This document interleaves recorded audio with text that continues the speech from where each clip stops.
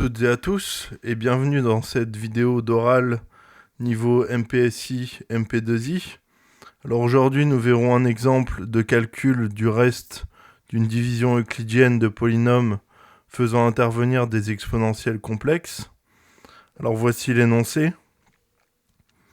Soit A appartenant à R, P égale produit de K égale 1 à N de X sinus Ka plus cos Ka. Calculer le reste de la division euclidienne de P par x carré plus 1 dans R crochet X. Alors, commençons. Par division euclidienne, il existe donc QR. Par division euclidienne, il existe... Alors, je précise de P, par x carré plus 1. Il existe un unique couple P et Q. Enfin, on va l'appeler QR plutôt. Il existe QR, donc appartenant à R crochet X. Unique, tel que, eh bien, P soit égal à x carré plus 1 fois Q plus R, où le degré de R est strictement inférieur à 2. Donc on va justement commencer avec ce degré de R qui est strictement inférieur à 2. Donc comme degré de R strictement inférieur à 2, eh bien il existe alpha, bêta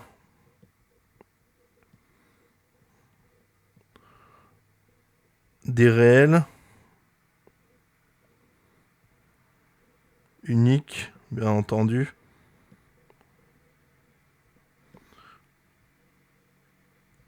tels que R égale à alpha x plus bêta. Alors on a en prenant la valeur en i, donc on prend la valeur en i, qui est un 0 complexe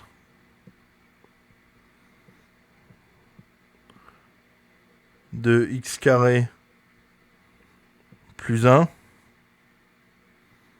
parce qu'on a effectivement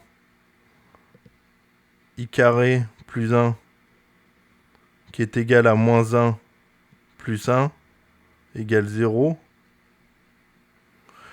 Alors on a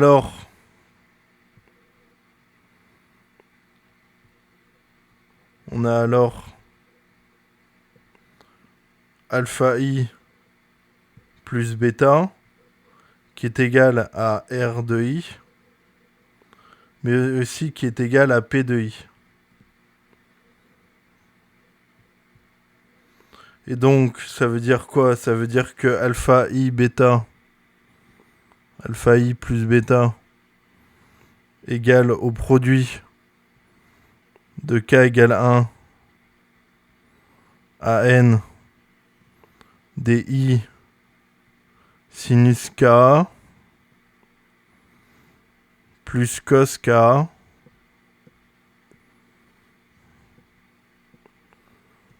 c'est-à-dire, si on le réécrit correctement, comme ça va vous sauter aux yeux, produit de k égale 1 à n des cos k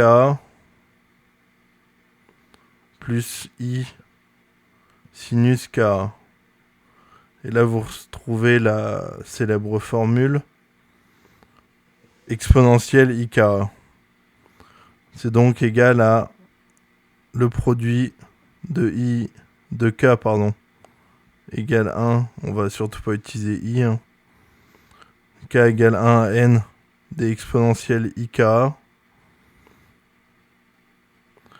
Alors, le produit des exponentielles est égal à l'exponentielle de la somme. Donc ça fait exponentielle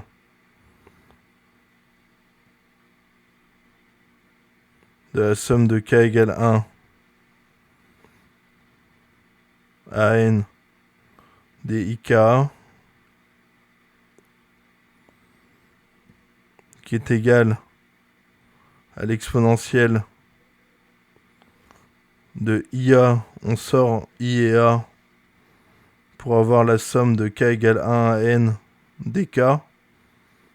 Donc ça, on le connaît. Or, somme de k égale 1 à n est égale dk pardon, est égal à n facteur de n plus 1 sur 2. Ça nous fait donc alpha i bêta, alpha i plus bêta égale à exponentielle i fois n plus 1 sur 2 fois a. Donc on repasse à la formule avec cos et sinus. Ça nous fait égal à cos de n facteur de n plus 1 fois a sur 2 plus i sinus de n facteur de n plus 1 facteur de a sur 2. Donc là, en séparant partie réelle et partie imaginaire, on obtient que alpha égale à sinus de n facteur de n plus 1. Oula, pardon, je réécris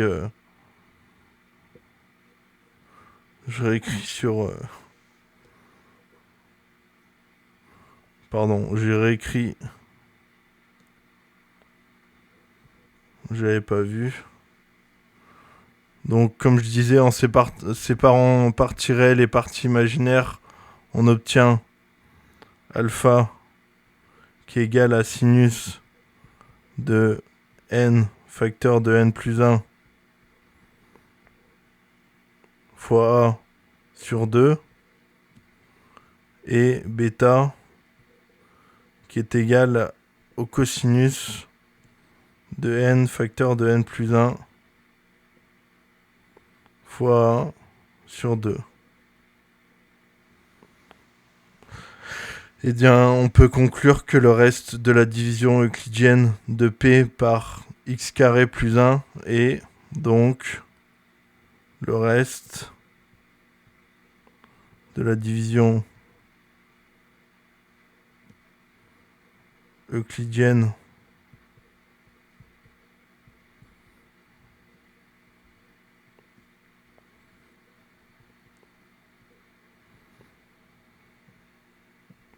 de P par x carré plus 1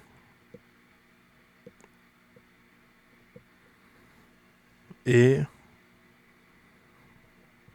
donc x, grand X, fois sinus de n facteur de n plus 1 facteur de a sur 2 plus cosinus de n facteur de n plus 1 fois a sur 2. Voilà, ça termine l'exercice.